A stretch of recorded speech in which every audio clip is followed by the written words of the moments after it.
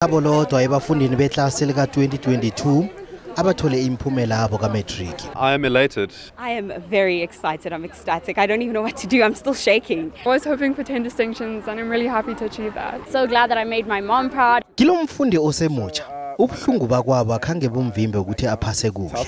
So what happened is my mother committed suicide, and then the first person I felt was one of my friends, and he was in this school. And then his mother adopted me, and I lived with them for my entire grade 8 year.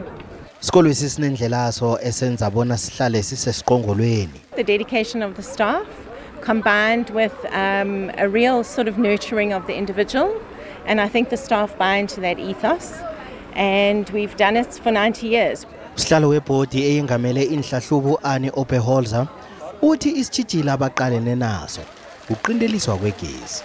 Although the load shedding has also interfered quite dramatically, particularly with at the study period, with children's study programs being interrupted because they might not have lights.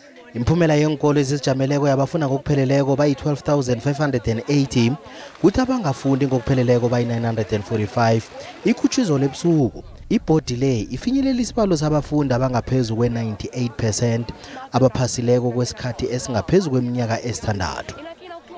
Epumalanga Kapa iSt Dominic sibuyelele godu kwaphasa bonke abafundi bebenza umethriki ngomnyaka opheleleko. We are very proud of the class of 2022. They did us very proud. Nanyana bekunande kusahlela ingogwana ye-COVID-19 esikolweni kodwa abafundi babe nokubekezela. And I was ecstatic. I was really, really happy. I'm very proud of myself. Everything went surprisingly well. I mean, I'm not surprised, but, considering the circumstances. Gandina sidlulela kwaZulu Natal. Abafundi abalichumi nesithandathu be-Radium House Palito baphase bonke ibanga likamethriki ngeziqu ze-bachelor. Njengogianeika ofumene ama-distinctions abunane. I worked really hard to get here, but I owe it to a lot of people, so I'm very thankful for the people in my life. It feels amazing. It does. It's all the hard work paid off at the end. Abayivali imilomo ababelethi ngethabo elilethwe bantu ababo. She's made us very proud. She's a hard worker. And we're just over the moon. When you work hard, you get this, you reap the results. It's a dedication, focus. Isikolo esisithi nonyaka nje sikhuphukele ama-32 isibalo sabafundi abenza umethriki. Ejingalanga Kapa eCape Town abafundi bagadanga kokugcina emabaleni wesikolo bazokuthatha imiphumela behlathulula ukuphela kobudlelwano ababenabo nezinye zenkolo ezihlonitshwako.